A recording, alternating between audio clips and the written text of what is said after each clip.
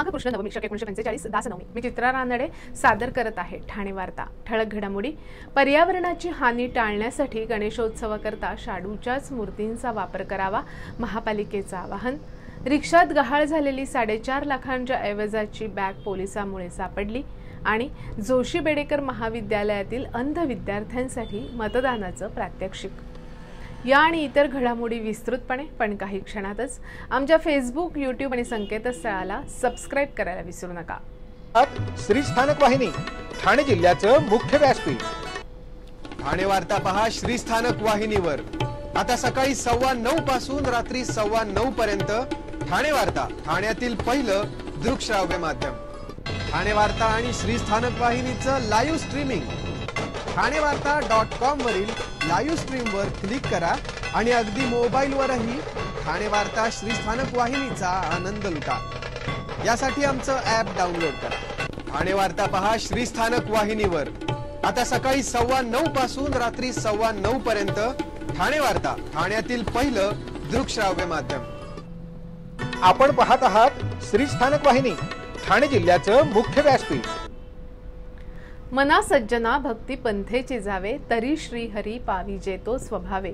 जनी निंदते सर्व सोडून द्यावे, जनी वंद्यते सर्व भावे करावे, असा बोध देणाऱ्या समर्थ रामदास स्वामींचं आज दासनवमी निमित्त स्मरण। त्रिकालाबाधित सत्य आणि उपदेशामधून मनाच्या श्लोकांद्वारे समर्थ रामदासांनी समाजाला बोध दिला। 350 वर्षांनंतर आजही दासबोध किंवा मनाच्या श्लोकातून त्यांनी केलेले चिंतन आणि उपदेश उपयोगी पडत आहे।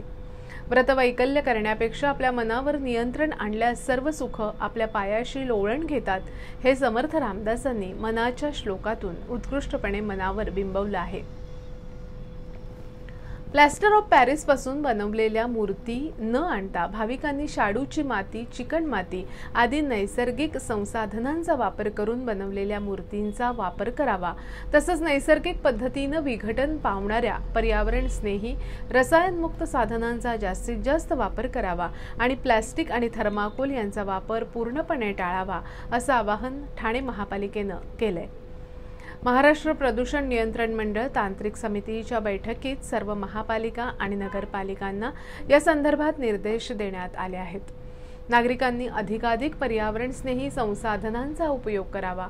तसंच विसर्जन व्यवस्था, निर्माल्य व्यवस्थापन यांच्याबाबत केंद्रीय प्रदूषण नियंत्रण मंडळाच्या सुधारित मार्गदर्शक तत्वांचं तंतोतंत पालन करण्याचे निर्देश देण्यात आलेत। कृत्रिम तलाव, पाण्याच्या मोठ्या टाक्या यांच्यातील मूर्ती विसर्जनाची व्यवस्था मोठ्या प्रमाणावर करण्यात यावी। तसंच या विसर्जित मूर्तींची 24 तासांच्या आत शास्त्रशुद्ध पद्धतीने व्यवस्था केली जावी, असंही स्पष्ट करण्यात आलंय। तलाव, नदी किनारे आदी ठिकाणांच्या जवळही अशा प्रकारची तात्पुरती विसर्जन व्यवस्था करण्यात यावी। तसंच उत्सवाच्या काळात विसर्जनादरम्यान मूर्ती संकलन केंद्र सुरू करावीत, असेही निर्देश देण्यात आलेत। या निर्देशांप्रमाणेच महापालिका विसर्जन व्यवस्था करते। सुधारित निर्देशांचीही योग्य अंमलबजावणी केली जाईल। नुकतीच महापालिकेने याबाबत मूर्तिकारांची बैठक घेतली होती, त्यातही शाडूच्या मातीचा वापर मूर्तींसाठी करण्याचं आवाहन करण्यात आल्याचं महापालिकेच्या प्रमुख पर्यावरण अधिकारी मनीषा प्रधान यांनी सांगितलं। ठाणे महापालिकेच्या शाळांमधील 36 मुलं नुकतीच इस्रोला भेट देऊन आली। या मुलांचा सत्कार नगरसेवक राजेश मोरे यांनी विज्ञान कट्टा कार्यक्रमात केला। यावेळी विद्यार्थ्यांनी इस्रो भेटीत आपल्याला नवीन काय शिकायला मिळालं ते सांगितलं। त्यामुळे खगोल विज्ञान विषयाची गोडी निर्माण झाली। यावेळी दाकू सोमण यांनी मुलाखतीत इस्रोच्या गगनयानाविषयी माहिती दिली। 4 अंतराळवीरांना यासाठी प्रशिक्षण देण्यात आलं असून गगनयान अंतराळात 400 किलोमीटरवर उंचीवर तर 3 दिवस भ्रमण करणार आहे। या यानाचं वजन 8200 किलोग्रॅम असून त्यामध्ये व्योममित्रा ही रोबोट कन्या असणार आहे। 2035 पर्यंत इस्रो अंतराळात इंडियन स्पेस स्टेशन उभारणार आहे। 2040 पर्यंत इस्रो मानवाला चंद्रावर उतरवणार आहे। इस्रो सर्व मोहिमा कमीत कमी खर्चात करत आहे। इतर देशांचे उपग्रह अंतराळात पाठवून परकीय चलन मिळवत आहेत। भारताच्या संरक्षण आणि हवामान खात्याला इस्रोची मदत होत असते। डाक्रू सोमणी यांनी इस्रो वारीला आपल्या विद्यार्थ्यांचं आणि शिक्षकांचं कौतुक केलं। ठाणे महानगरपालिकेचे आभार मानून ठाणे नगरीत लवकरात लवकर विज्ञान केंद्र व्हावं अशी इच्छाही प्रकट केली। विद्याप्रसारक मंडळाचे टीएमसी विधी महाविद्यालय आणि rotary club of Thane skyline यांच्या संयुक्त विद्यमानं एक दिवसीय राज्यस्तरीय मॉडेल इंडियन पार्लमेंटरी सेशनचं आयोजन करण्यात आलं होतं। सत्तापक्ष आणि विरोधी पक्षामध्ये विभागलेल्या सुमारे 70 विद्यार्थ्यांनी लोकसभेचं सत्र गाजवलं। अधिवक्ता, इंटर्न आणि पॅरालिगल स्वयंसेवीला मारहाण आणि धमकावण्यापासून संरक्षण देण्याच्या विधेयकावर चर्चा झाली। प्रचंड कौशल्य आणि कायद्याचं आकलन आवश्यक असलेल्या विधेयकावर कलमांनुसार चर्चा करण्यात आली। त्याआधी प्रश्नोत्तराचा तास होता, ज्यात सत्ताधाऱ्यांना खडे बोल सुनावण्यात आले। वैवाहिक बलात्कार या विषयावरील प्रश्न लक्षणीय होते। रोटरी क्लबचे डॉक्टर लक्की बसट हे सभापती म्हणून काम बघत होते। 8 वेगवेगळ्या महाविद्यालयातील विद्यार्थ्यांनी या रोमांचक अनुभवात भाग घेतला। 3 सर्वोत्कृष्ट वादपटू, सर्वोत्कृष्ट प्रश्नांसाठी 2, सर्वोत्कृष्ट उत्तरांसाठी 2, सर्वोत्कृष्ट पोशाखासाठी 2 आणि 1 सर्वोत्कृष्ट मंत्री यांना त्यांच्या कामगिरीसाठी पारितोषिकं देण्यात आली। विजेत्यांना भारतीय संविधानाची प्रतही देण्यात आली। यावेळी 2 स्वतंत्र निरीक्षकांनी निरीक्षण करून निर्णय घेतला। प्रभारी प्राचार्य श्री विद्या जयकुमार आणि प्राध्यापक विनोद वाघ यांच्या नेतृत्वाखालील विधी महाविद्यालयाच्या कर्मचाऱ्यांच्या या अधिवेशनाचं यशस्वी नियोजन आणि अंमलबजावणीसाठी काम केलं। ठाणेकर मालमत्ता करदात्यांसाठी करातील व्याज माफी अभय योजना। सदर योजनेस मुदतवाढ मिळाली असून ती दिनांक 15 जानेवारी 2024 पर्यंत वाढीव मुदत देण्यात आली आहे। यानंतर मात्र म्हणजेच दिनांक 16 जानेवारी ते 31 जानेवारी 2024 या कालावधीमध्ये मालमत्ता करावरील 50% व्याज माफ असणार आहे।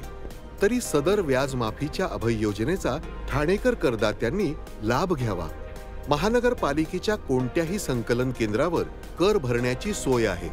एटीएम, डेबिट, क्रेडिट कार्डद्वारे कर भरण्याची सुविधा उपलब्ध करून देण्यात आली आहे।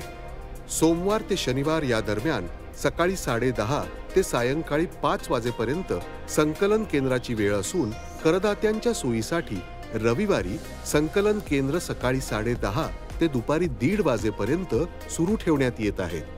यासोबतच ठाणे महानगरपालिकेच्या propertytax.thanecity.gov.in या संकेतस्थळावर ऑनलाईन पद्धतीने मालमत्ता कर भरण्याची सुविधा उपलब्ध करून देण्यात आली आहे।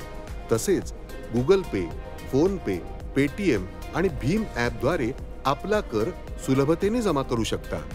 ठाणे महापालिका क्षेत्रातील सर्व करदात्यांना विनंती आहे की आपण या व्याज माफी अभय योजनेचा जरूर लाभ घ्या आणि आपला मालमत्ता कर लवकरात लवकर महापालिकेमध्ये जमा करून महापालिकेस सहकार्य करा। लोकमान्य नगर येथे जाणाऱ्या कुटुंबाची गहाळ झालेली सोन्याच्या दागिन्यांची बॅग पोलीस उपनिरीक्षक प्रवीण जाधव यांच्यामुळे सुखरूप परत मिळाली आहे।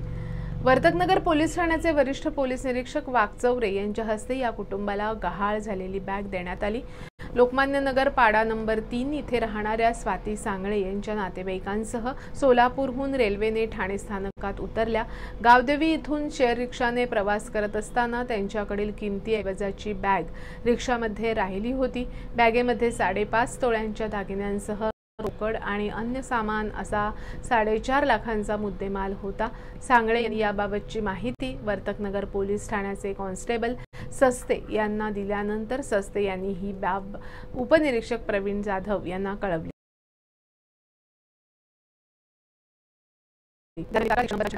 माहितीद्वारे रिक्षा चालकाचा शोध लावला। सुरुवातीला रिक्षा चालक आणि रिक्षाचा मालक ताकासतूर लागून देत नव्हते। उपनिरीक्षक जाधव यांनी पोलिसी खाक्या दाखवताच रिक्षा चालकाने ऐवजाची बॅग आणून दिली। त्यानुसार सांगळे दाम्पत्याला ऐवजाची बॅग मुद्देमालासह सुखरूप परत करण्यात आली। पोलीस उपनिरीक्षक प्रवीण जाधव यांनी वाहतूक उपविभागात कार्यरत असताना वैविध्यपूर्णरित्या कौशल्याने तसंच सीसीटीव्ही फुटेज आणि जनसंपर्काच्या माध्यमातून आजवर लाखो रुपये किमतीचे विविध मॉडेलचे 47 मोबाईल, 2 लॅपटॉप, सोनी कंपनीचे 2 महागडे कॅमेरे आणि अतिमहत्त्वाची कागदपत्र, कपडे लत्ते असलेल्या 9 बॅगा आणि पर्स प्रवाशांना सुखरूप परत मिळवून दिले आहेत। वर्तकनगर MMRDA दोस्ती हाऊसिंग रेंटल येथील सोयी सुविधांची आमदार संजय केळकर यांनी पाहणी केली। ठाणे महापालिकेतील सफाई कामगारांना तात्पुरत्या देण्यात आलेल्या घरांच्या दुर्दशेबाबत सफाई कामगारांच्या वारंवार तक्रारी येत होत्या। शेकडो कर्मचाऱ्यांनी आपल्या कुटुंबासोबत रस्त्यावर उतरून आमदार संजय केळकर यांच्यासमोर समस्यांचा पाढा वाचला।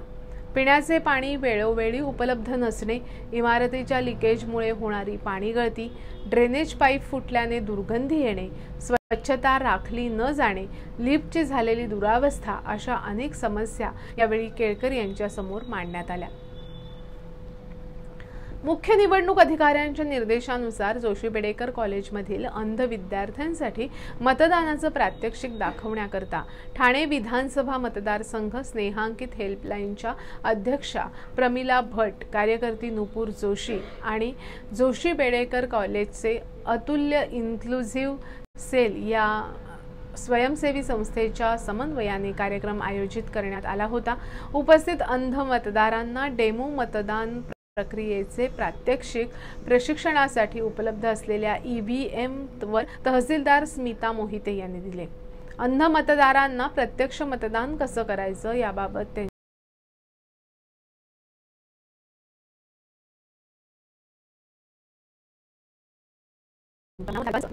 त्याकरता डमी ब्रेल लिपी त्यांच्या बोटावर शाई लावण्यात आली। याबाबत अंध मतदारांनी प्रशिक्षण दिल्याबाबत व निवडणुकीमध्ये मतदान करता येणार असल्याबाबत समाधान व्यक्त केलं, अशी माहिती ठाणे उपजिल्हा निवडणूक अधिकारी अर्चना कदम यांनी दिली। ठाणे जिल्ह्यामध्ये तिन्ही लोकसभा मतदारसंघांमध्ये महायुतीचा उमेदवार विजयी होईल असा विश्वास आनंद परांजपे यांनी व्यक्त केला। महायुतीतील वरिष्ठ नेते ज्या वेळेला चर्चेला बसतील तेव्हा महायुतीचा फॉर्म्युला निश्चित होईल। जिल्ह्यातील तिन्ही लोकसभा मतदारसंघांमध्ये महायुतीचा उमेदवार हा विक्रमी मतांनी निवडून येईल असंही ते म्हणाले। आज 75 वर्ष झाली हा देश डॉक्टर बाबासाहेब आंबेडकरांनी दिलेल्या संविधानावर चालत आहे। खेळीमेळीच्या वातावरणात जागा वाटप होईल असं आनंद परांजपे यांनी सांगितलं। आपण पाहत आहात श्री स्थानक वाहिनी, ठाणे जिल्ह्याचं मुख्य व्यासपीठ। ठाणे वार्ता पहा श्री स्थानक वाहिनीवर। आता सकाळी 9:15 पासून रात्री 9:15 पर्यंत ठाणे वार्ता, ठाण्यातील पहिलं दृकश्राव्य माध्यम। ठाणे वार्ता आणि श्री स्थानक वाहिनीचं लाईव्ह स्ट्रीमिंग ठाणेवार्ता.com वरील लाईव्ह स्ट्रीमवर क्लिक करा आणि अगदी मोबाईलवरही ठाणे वार्ता श्री स्थानक वाहिनीचा आनंद लुटा। यासाठी आमचं ॲप डाउनलोड करा। ठाणे वार्ता पहा श्री स्थानक वाहिनीवर। आता सकाळी 9:15 पासून रात्री 9:15 पर्यंत ठाणे वार्ता, ठाण्यातील पहिलं दृकश्राव्य माध्यम। आपण पाहत आहात श्री स्थानक वाहिनी, ठाणे जिल्ह्याचं मुख्य व्यासपीठ। आपण आपले कार्यक्रम अथवा बातम्या आम्हाला ठाणेवार्ता@gmail.com या आमच्या ईमेलवर कळवू शकता। ठळक घडामोडी शेवटी पुन्हा एकदा, पर्यावरणाची हानी टाळण्यासाठी गणेशोत्सवाकरता शाडूच्याच मूर्तींचा वापर करावा, महापालिकेचं आवाहन। रिक्षात गहाळ झालेली 4.5 लाखांच्या ऐवजाची बॅग पोलिसांमुळे मिळाली आणि जोशी बेडेकर महाविद्यालयातील अंध विद्यार्थ्यांसाठी मतदानाचं प्रात्यक्षिक। या होत्या ठाणे वार्ता। आपली एखादी बातमी पाहायची राहून गेल्यास आपण ठाणेवार्ता.in या आमच्या संकेतस्थळाला अथवा फेसबुक पेज तसंच YouTube चॅनेलला अवश्य भेट द्या। तर पुन्हा भेटू पुढे बातमी फक्त श्री स्थानक वाहिनीवर। धन्यवाद।